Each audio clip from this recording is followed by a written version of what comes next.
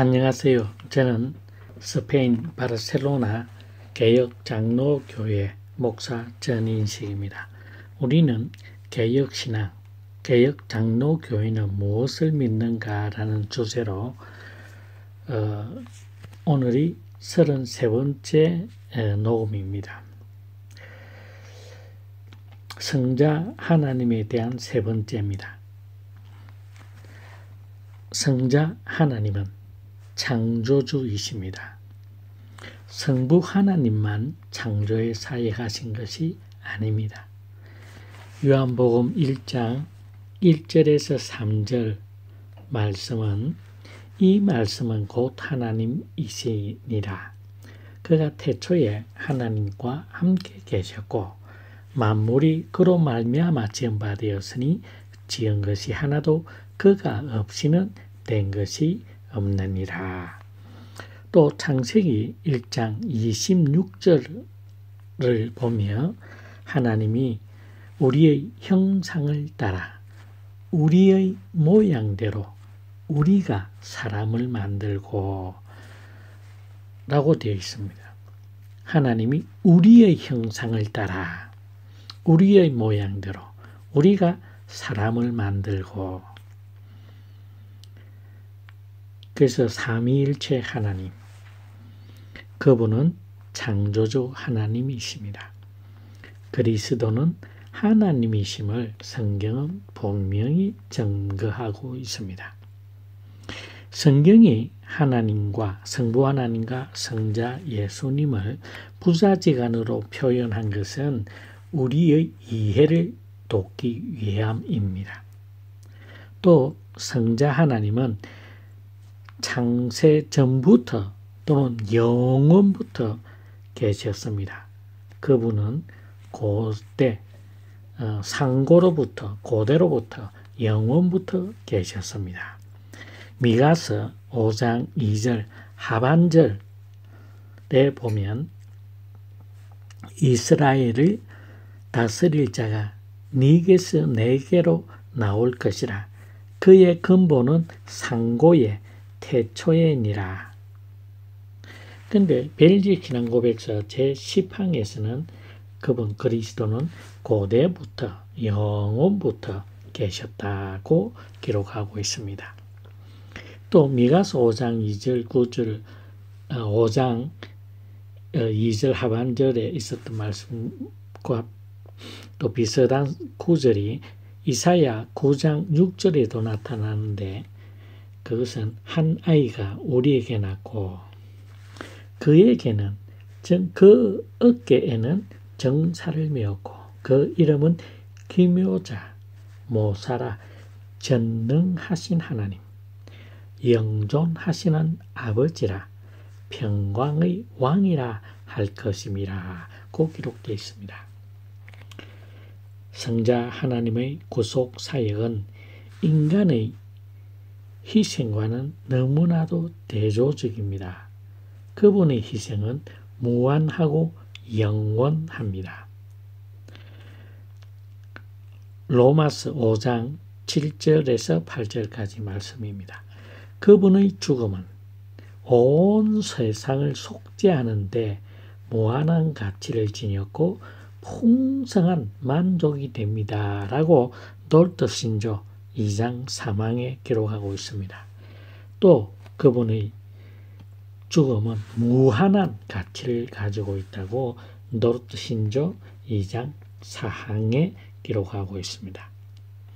성자 하나님께서 인간이 되셨지만 한 위격 안에 신성과 인성이 분리되지 않은 채로 결합되어 있습니다. 웨스트민스터 신앙고백서 8장 2항에 그렇게 기록되어 있습니다. 이것은 신성과 인성은 구별되시는 것이지 구분되지 않았다는 의미입니다. 신성과 인성이 다르다는 것이지 구분되지 않았다는 의미입니다. 이것은 우리의 중보자가 되시기 위해서입니다. 영원히 죽을 수밖에 없는 죄인인 우리를 거룩한 하나님과 화해시키기 위해서는 하나님의 공의를 만족시키는 죄에 대한 하나님의 공의를 만족시켜야만 됩니다. 그러기 위해서는 지불되어야 할 것이 바로 대속의 죽음입니다. 그 죽음은 완전한 인간으로서 죽어야만 하는 것이었습니다. 그렇지 않으면 인간을 위한 구속이 불가능하기 때문입니다. 하나님이 우리를 사랑하심으로 인간이 되셨고 인간이 되심으로 우리를 대신하여 주으셨습니다. 이것이 그분의 사랑입니다.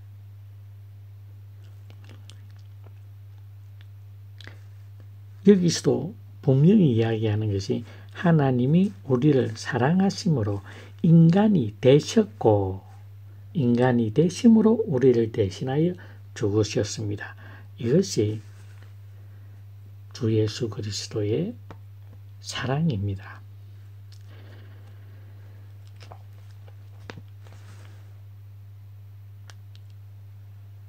하나님의 사랑이 성자의 하나님께서 인간이 되시게 했습니다. 왜냐하면 그래야만 우리의 중보자가 될 수 있었습니다. 그분이 우리의 중보자이시기에 우리는 그분의 양자가 될 수 있습니다. 이런 의미에서 그분을 독생자라 부르고 우리를 양자라고 부릅니다. 그래서 하나님의 아들인데 주 예수 그리스도는 독생하신 하나님, 독생자라 부르고 하나님의 그 독생자의 구속의 사역에 의해서 구원받은 인간들을 양자라고 이야기합니다.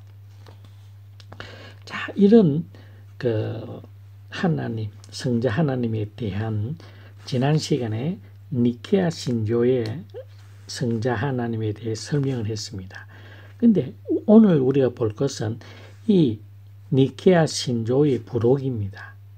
이 부록은 우리가 믿는 주 예수 그리스도 성자 하나님에 대한 다르게 생각하는 자들에 대한 정죄를 선언한 것입니다. 자, 지금부터 이야기를 하는 지금부터 이야기하는 것을 주장하는 모든 자들은 이단이다라고 선포하는 구절입니다. 자, 성자 그리스도의 하나님께서 즉 예수님 아니면 그리스도가 없었던 때가 있었다라고 주장하면 전부 다 이단입니다. 또 그분이 창조되기 전에는 없었다. 즉 피조물이다 라고 주장하는 자들도 이단입니다. 그리고 그분이 무에서 창조되었다 또는 다른 본체 또는 본질이다 라고 하면 그들도 어떤 좋은 말을 하더라도 그들도 이단입니다. 또 성자가 예수님이 그리스도가 창조되었다 고 주장하는 자들도 전부 이단입니다.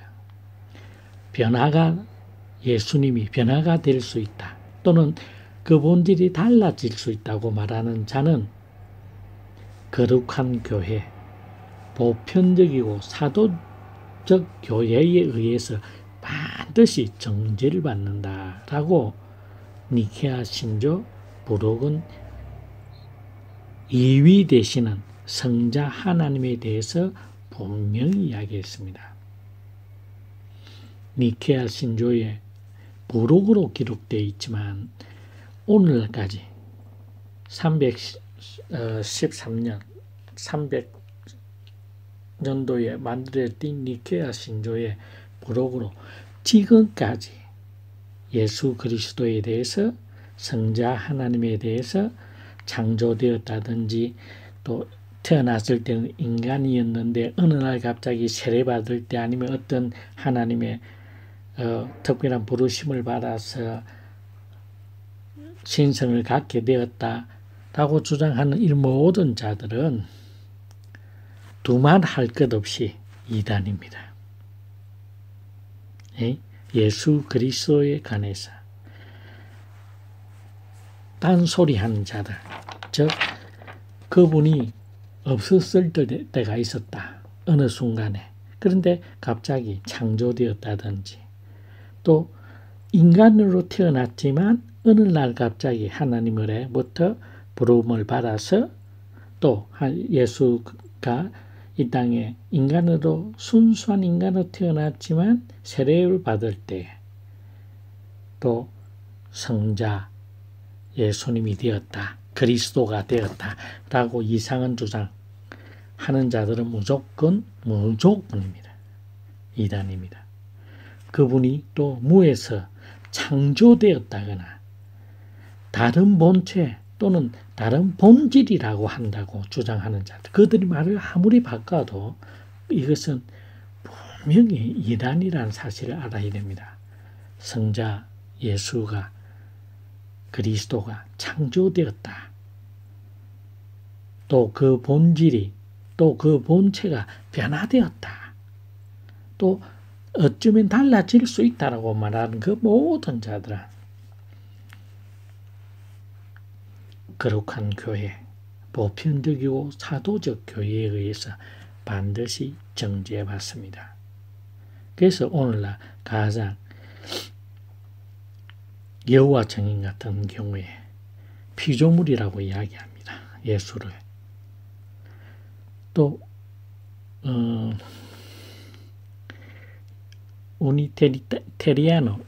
유니테리아노라고 하는 교파도 예수님을 성부 하나님이라고 믿지 않습니다.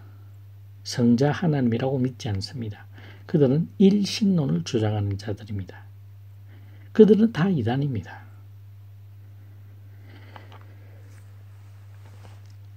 니케아 신조의 부록이지만 매우 엄중한 경고를 내리는 것을 우리는 알 수 있습니다. 아리우스주의에 대한 정죄는 현재까지 그대로 영향을 미치고 있습니다. 이런 이단 사상이 한국 교회에 널려 퍼져 있음도 경계해야 됩니다. 1980년도까지 한국의 자칭 예수가 이런 모양 저런 모양으로 문선명, 박태선, 이만희, 그 당시 1980년대 이만희는 그냥 진짜 별 볼 일 없는 사람 중에 한 명이었는데 어느 날 갑자기 2000년대부터 시작해서 신천지라고 해서 그전에는 무료 성경 신학교인가 무료 성경 그렇게 했습니다. 그래서 그들 뜻도 보지 않았던 사람입니다. 그런데 어느 날 그들이 잘못된 주장을 박태선이나 문선명에 대해서는 많은 비판을 했는데 비판을 하지 아니한 이재록이라든지 또 정명훈이라든지 하는 그 사람들 그 당시부터 다 있었습니다. 그들의 원조가 1980년도에 다 있었습니다. 그 사람이 한 130명 정도 됩니다. 한 20명 정도 될 겁니다. 그 중에 한 명이 이만입니다.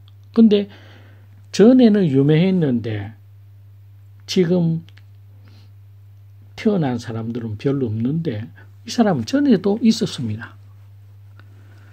그런데 거기에 대해서 중요하게 생각 안 했죠. 그러다가 지금 뒤통수 맞고 난리굿을 빼고 있는 겁니다. 옛날부터 1980년, 90년대에 무료 성경 신학교인가? 그거는 이단이라고 이야기했습니다. 고신헌법 개정판에 봐도 마지막 개정판에도 이단이라고 더 기록되어 있습니다. 거기에 대한 경계를 집중하지 아니하고 가만히 숨어 있다가 갑자기 나타난 거. 그래서 그 교세를 20년, 30년 넘도록 차분히 그들은 준비했습니다. 거기에 대한 준비가 전혀 안 돼 있던 게 한국 교회입니다. 이만희가 갑자기 태어난 거 아닙니다. 옛날에는 가짜게 생각했습니다. 뭐 교세가 그렇게 안 했으니까. 자, 이제 그만 이야기하고 다음으로 넘어가겠습니다. 오직 한 분 중보자입니다. 우리는 세상을 구원하시는 그리스도 외에는 다른 구세주가 없습니다. 하나님께서 우리에게 구원 얻을 만한 다른 이름을 주신 적이 없습니다. 성경은 분명히 기록하고 있습니다. 예수 그리스도 외에는 다른 구세주가 없습니다. 시대가 바뀌어서 이렇게 우리를 안 믿으면, 우리를 따르지 아니하면 이머징 교회, 신사도죠. 그 다음에 신비주의, 뭐 너무나 많은 이란들이 미국에서도 지금 창궐하고 있습니다. I hope 마이클 비클 같은 사람은 자기가 교황을 하고 만났는데 교황이 지 생각하고 똑같더랍니다. 그래서 자기 생각하고 똑같기 때문에 교황은 하나님의 사도랍니다. 마이클 비클이 그럽니다. I hope, 국제기도의지 회장이 그럽니다. 자기 생각하고 똑같대요. 그래서 이 사람은 나는 이제 자기 단체 아이홉은 천주교 밑으로 교황 밑으로 들어가겠다고 이야기합니다. 500년 전에 종교개혁도 무효시켜야 된다고 이야기합니다. 자기하고 생각이 다를 줄 알았다고 이야기합니다. 마이클 비클이 판단하는 모든 기준은 자기 생각입니다. 성경이 어떻게 기록되어 있다? 그건 중요 안 합니다. 왜? 신사도들의 영향을 받았겠지요. 그 신사도들이라고 하는 자들은 성경, 신학교 전혀 필요 없습니다. 자기들이 만드는 교재에 의해서 자기들이 그냥 만듭니다. 또 사도들은 새끼 사도들을 만들 수 있는 권한을 가지고 있습니다. 그래서 지금은 처음에는 12신사도로 시작했는데 지금은 숫자는 수백 명이 됐을 겁니다. 한국에도 신사도에서 자기를 사도로 시켜준, 안수준 사람을 욕하고 있는 사람들도 있지요. 그게 지는 지가 뭔데 내보고 내 위에 있어. 나도 사도인데라고 하는 사람들이 수택이 있습니다. 개판입니다. 한마디로. 그분은 하나님이시고 사람이기에 참 하나님이고 참 사람이기에 우리와 하나님 간의 영원한 중보자 되십니다. 만약에 하나님이기만 하다면 아리우스주의들처럼 그렇다면 예수는 중보자가 될 수 없습니다. 하나님이시고 참 사람이셔야 하기 때문에 인간의 중보자가 되실 수 있습니다. 그래서 신학에서는 그분이 주 예수 그리스도 성자 하나님이 창조의 중보자였기에 구속의 중보자 되신다고 이야기하고 있습니다. 그렇기 때문에 영원한 중보자이십니다. 그래서 우리는 그분을 영원토록 신뢰할 수 있습니다. 어떤 훌륭한 인간도 다른 사람의 중보자가 될 수가 없습니다. 왜냐하면 그 훌륭한 인간도 죄인이기 때문입니다. 의인은 한 명도 없다고 성경은 분명히 이야기하고 있습니다. 의인은 없나니 한 명도 없습니다. 다 그릇되고 다 잘못되어 갔습니다. 그래서 하나님과 사람 사이의 중보자가 되시기 위해서는 참 하나님이시오 참 인간이셔야만 되었습니다. 그분이 바로 주 예수 그리스도였습니다. 자, 우리가 하나님을 신뢰하는 믿음, 쉽게 하나님을 신뢰하는 믿음이 있느냐 없느냐 하는 믿음은, 그 믿음은 창조주 하나님인 동시에 구속자 되신 하나님인 예수 그리스도를 신뢰할 때 생길 수 있는 것이 바로 하나님을 신뢰하는 믿음입니다. 창조주 하나님인 동시에 구속자 하나님이신 주 예수 그리스도를 신뢰하느냐 안 하느냐, 그분을 신뢰한다면 우리는 전능하신 하나님을 신뢰하는 믿음을 가지고 있다고 이야기합니다. 구속주, 구속자 대신 하나님을 통해서 삼위일체 하나님을 완전히 깨닫게 되는 것은 너무나 귀한 진리입니다. 놀라운 진리입니다. 우리가 삼위일체 하나님을 자체를 이해한다는 것은 사실 인간의 지성으로서 인간의 이성을 뛰어넘는 것입니다. 그래서 이해되어지는 것, 그냥 다 믿어지는 겁니다. 이해되어지는 것이 아니고 우리 이성으로 이해되어지는 게 아닙니다. 그런데 그 삼위일체 하나님을 잘 깨닫게 될 수 있는 가장 좋은 방법이 구속주, 구세주 대신 주 예수 그리스도를 하나님으로서, 참 하나님과 참 인간으로서 받아들이게 되어진다. 이것은 성령 하나님의 사역입니다.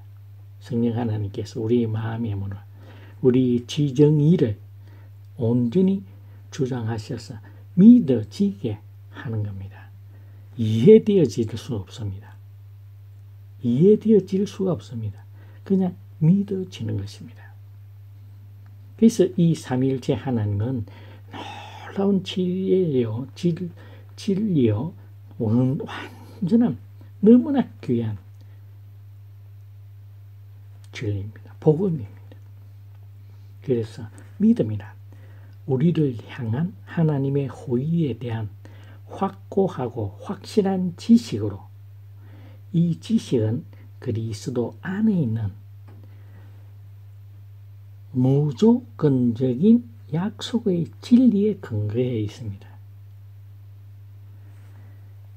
그래서 기독교 강요 3권 2장 7항에 기록되어 있습니다. 믿음이란 우리를 향한 하나님의 호의에 대한 확고하고 확실한 지식으로, 이 지식은 예수 그리스도 안에 있는 무상적 약속의 진리에 근거해 있다고 기독교 강요 3권 2장 7항에 기록되어 있습니다. 결국 그리스도에 대한 지식이 없이는 하나님을 신뢰하는 참된 믿음을 소유할 수 없다는 말입니다. 그분에 대한 지식은 중보자 하나님에 대한 지식으로 시작하는 동시에 그 성자 하나님에 대한 지식으로 마무리되었습니다.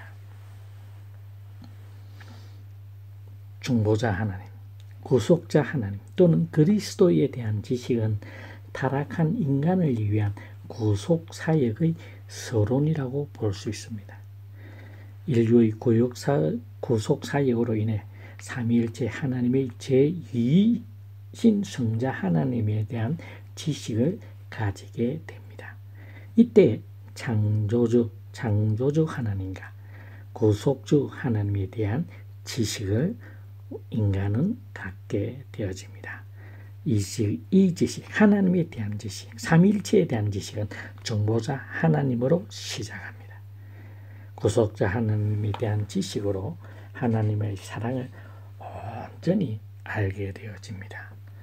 주 예수 그리스도를 부인하면서 하나님의 사랑에 대해서 이야기하는 것은 어불성설입니다. 불가능합니다. 있을 수가 없는 일입니다. 그래서 삼위 하나님에 대한 지식은 성자 우리 주 예수 그리스도에 대한 지식으로 시작하고 그 지식으로 끝마칩니다.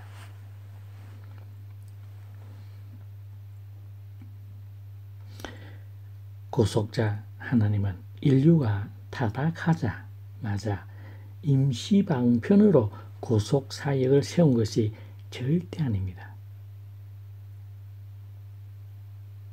인간이 하나님의 계획에도 없던 인간이 갑자기 아담과 하와가 선악과를 따먹음으로 말미암아서 인류 구원속 사역을 세운 것이 아니라는 겁니다.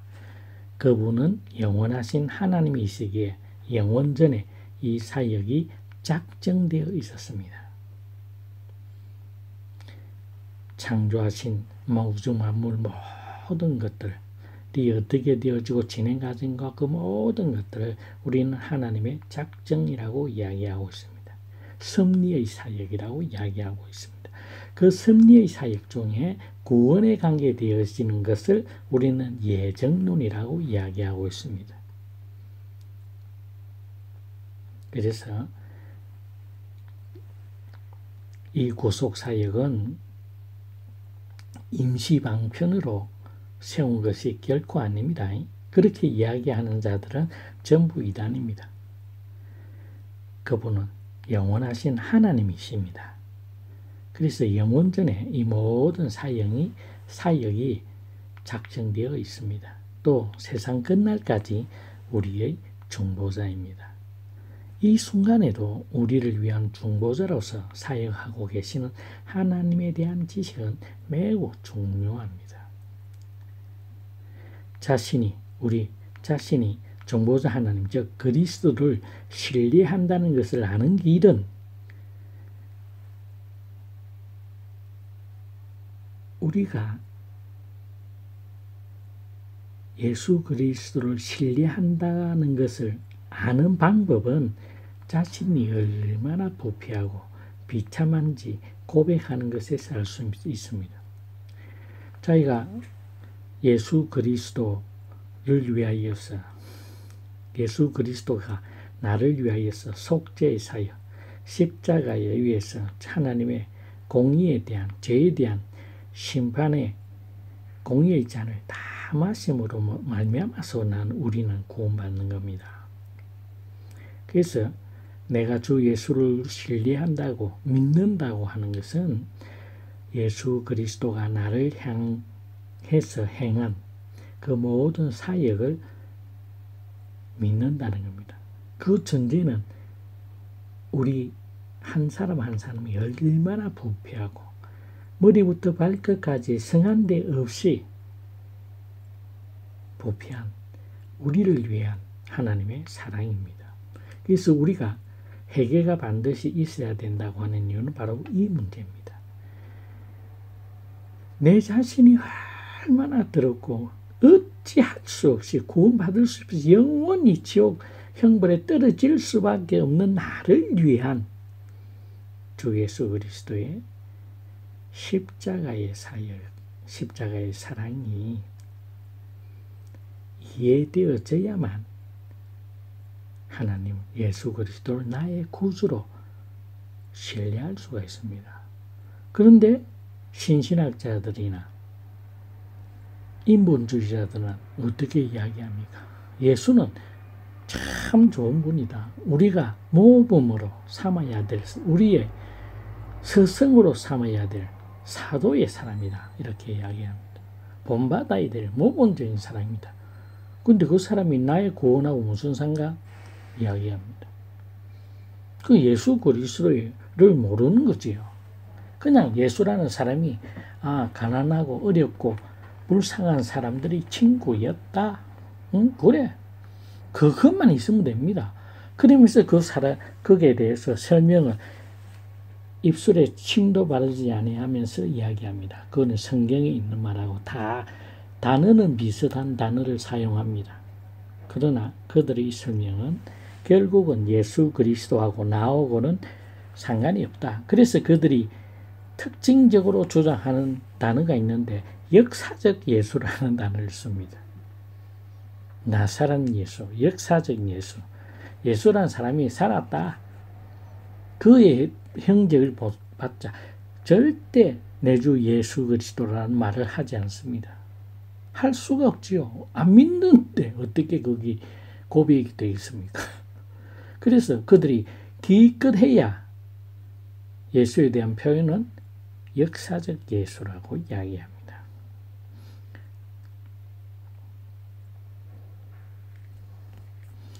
예수 그리스도를 믿는 참된 신앙을 가졌다면 반드시 참된 회개가 동반되어야 됩니다. 이 회개는 예수 그리스도가 나 같은 죄인을 살리기 위한 하나님의 사랑입니다 하는 것을 자기가 얼마나 비참한 인생인 것을 고백할 때나 동반되어지는 것이 회개입니다. 상한 심령입니다. 자, 우리가 일상의 삶에 있어서 한 번씩 자기가 얼마나 자기 자신을 한번 돌아보세요. 얼마나 더럽고 추잡한 인간이라는 것을. 그런데 예수 그리스도의 십자가의 사랑은 내가 더럽고 추잡하고 비겁한 이것보다 더 넘치는 사랑이더라. 그것을 알게 되어지고 그것이 체험되어지고 그것을 깨달아질 때 동의하는 심령이 되어집니다. 돌같이 굳었던 쇠등이 같은 우리의 마음이 야한 애기들 살처럼 변화되어집니다. 인간 자신, 내 스스로가 얼마나 더럽고 냄새나고 정수리부터 발끝까지 썩어 문드러져 있다라는 것을 자기 스스로가 깨달아지면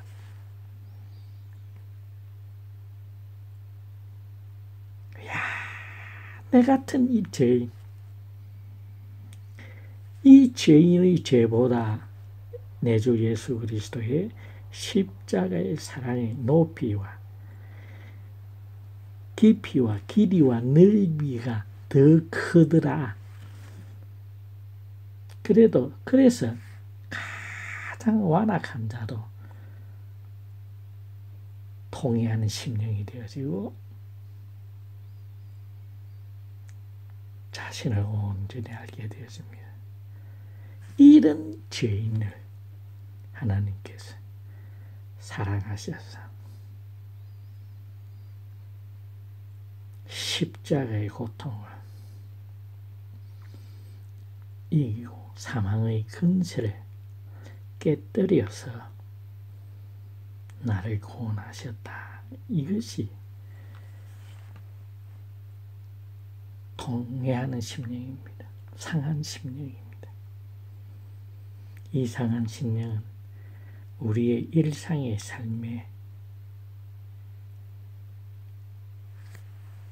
항상 어렵고 힘들고 그 모든 어려운 난간을 극복할 수 있는 유일한 길입니다.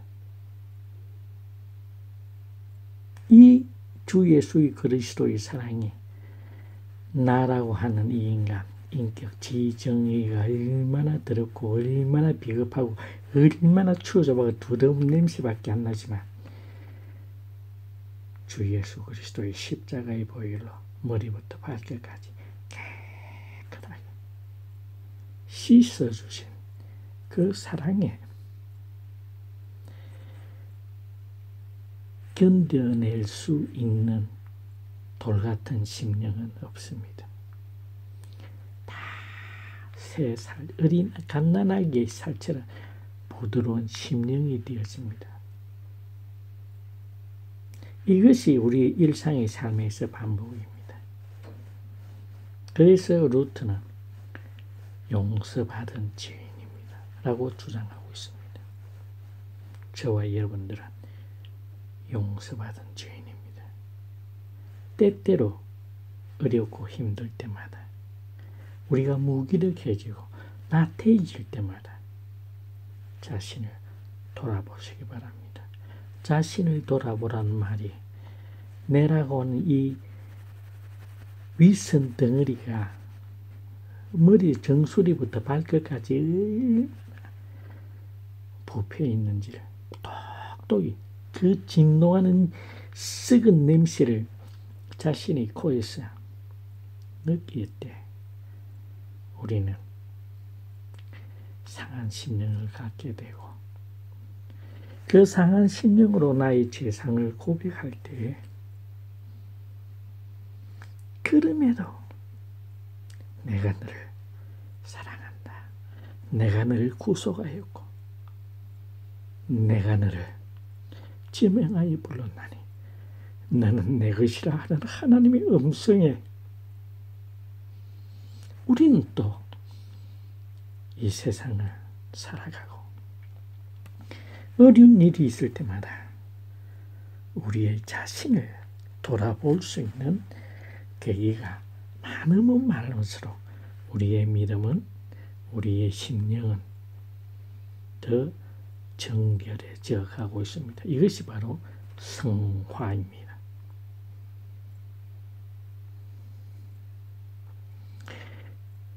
예수 그리스도가 나의 삶에 절대적으로 필요하다는 것을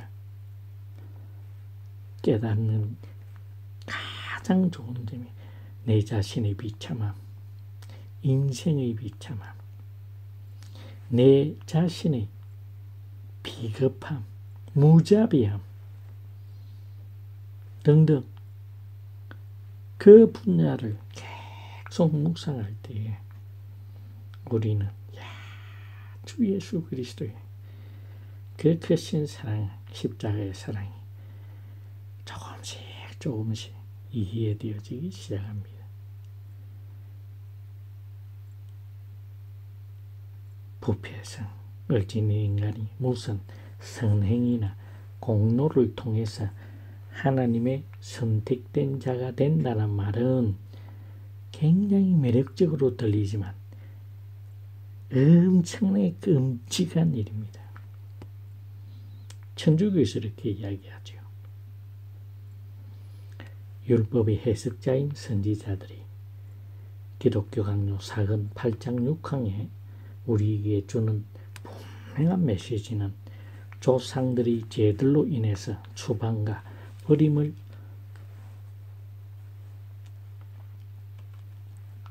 받았음을 깨닫고 회개하라는 것이었습니다.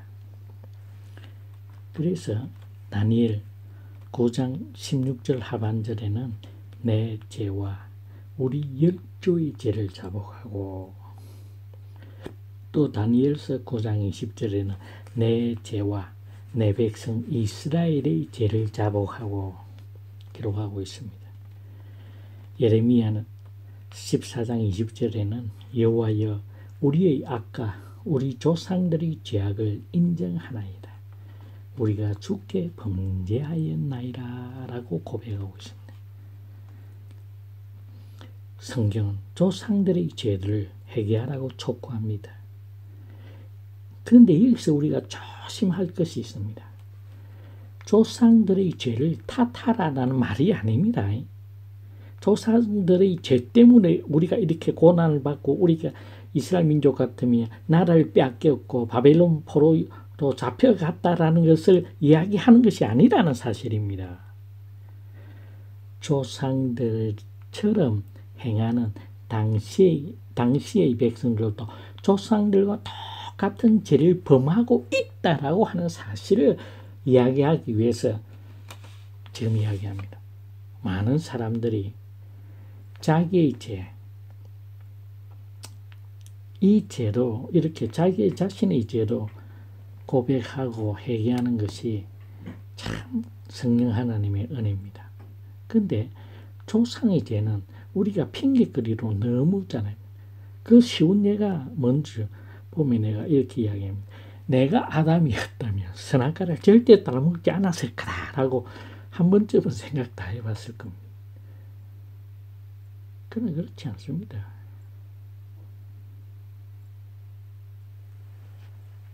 내 같았으면 그 예수님 그러죠. 너희 조상들도 이같이 하나님이 선지자를 그것 죽이고 선지자를 죽인 사람은 이스라엘 백성들입니다.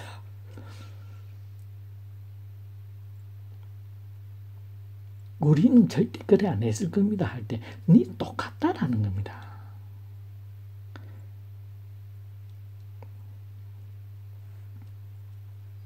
우리가 당하고 있는 역사적인 불행이나 어떤 것이 누구의 다른 사람의 탓이라고 불평하지 말아야 됩니다. 바로 동일한 죄를, 그들이 저질렀던 동일한 죄를 내 스스로도 범하고 있다는 사실을 똑바로 보라는 말입니다. 선지자들은 유대인들을 꾸짖을 때 조상들의 죄들을 지속적으로 지적했습니다. 이것은 유대인들의 죄 때문이라는 1차적인 의미도 있지만 더 중요한 2차적 의미는 그들도 조상들처럼 동일한 죄를 범하고 있다는 사실을 지적하는 것입니다.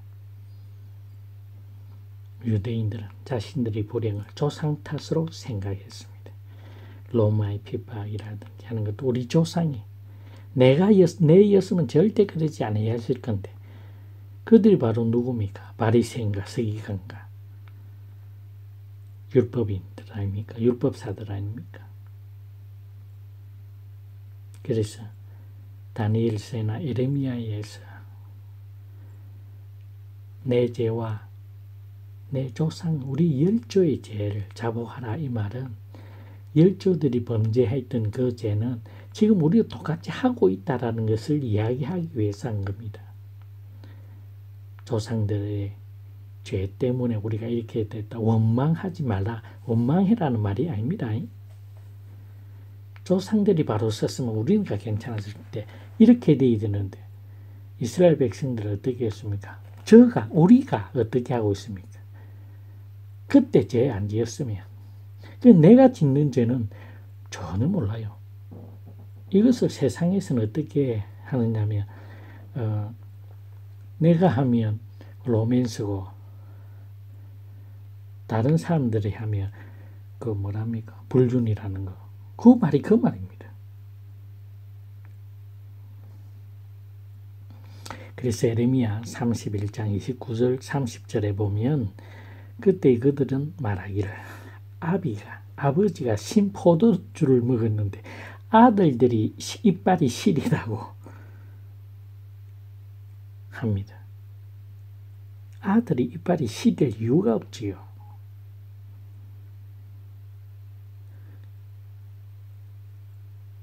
신 포도주를 먹은 자마다 그 이가 시린 같이 각기 자기 죄악으로만 죽으리라.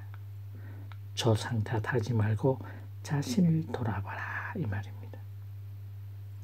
여러분 스스로를 다른 어떤 사람 목회자 탓하지 마세요.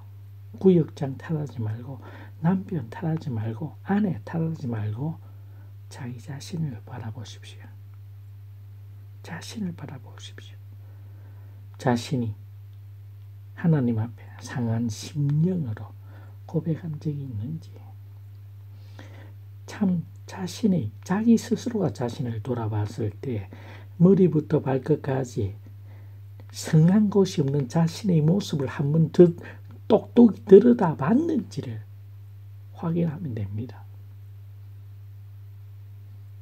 자기 은행에서 삶 속에서 행한 그 모든 것들이 얼마나 썩은 냄새가 진동하는지를 느껴보지 않았으면 빨리 자신을 돌아보시길 바랍니다. 성령 하나님께 구하십시오. 나의 모습을 보게 해달라고.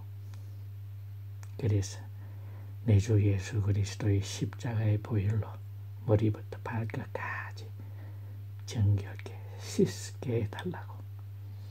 그 사랑에 나의 완악하였던 심령들이 녹아내려질 수 있는 은혜를 주시자고 간절히 기도하십시오. 하나님은 공의로우신 분입니다. 하나님의 앞에서는 모든 것이 공평합니다. 타인을 보지 말고 자신을 돌아보십시오. 나를 돌아보고 나를 예수 그리스도의 십자가 아래 놓으시기를 바랍니다. 모든 문제의 출발은 나로부터 시작되었습니다. 결단코 타인을, 다른 사람들을 원망하지 말고 다른 사람에게 핑계대지 마십시오. 나를 돌아보십시오. 나를 주님의 십자가 아래에 놓으십시오. 그 십자가 아래에서 주님의 만져주심과 주님의 십자가의 보혈로 나를 씻겨주심을 우리의 일상의 삶에서 체험하십시오. 오늘은 여기까지 하겠습니다. 한 주간 동안 주님과 함께 동행하시는 한 주간, 한 시간, 한 분초가 되어지기를 간절히 원합니다. 감사합니다.